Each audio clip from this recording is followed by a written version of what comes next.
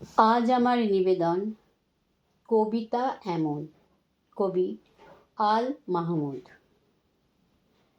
কবিতা তো কৈশোরের স্মৃতি, সে তো ভেসে ওঠা ম্লান আমার মায়ের মুখ, নিমডালে বসে থাকা হলুদ পাখিটি, পাতার আগুন ঘিরে রাত জাগা ছোট ভাই বোন, আব্বার ফিরে আসা, সাইকেলের ঘণ্টার ধ্বনি, রাবেয়া রাবেয়া, আমার মায়ের নামে খুলে যাওয়া দক্ষিণে ভেজানো কপাট।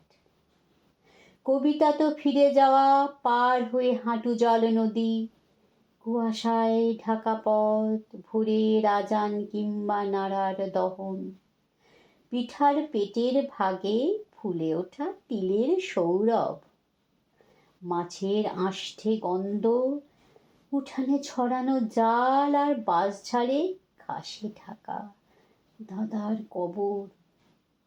কবিতা তো 46-এ বেড়ে ওঠা অসুখী কিশোর, স্কুল পালানো, সভা, স্বাধীনতা মিছিল, নিশান, চতুর্দিকে হতবাক দাঙ্গার আগুনে নিঃস্ব হয়ে ফিরে আসা অগ্রজের কাতর বর্ণনা।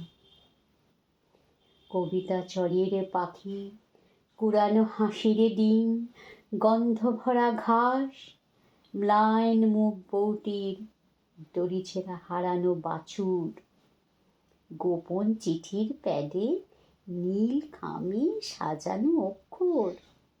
কবিতা তো মক্তবের মেয়ে, চুল খোলায় সাপ তার।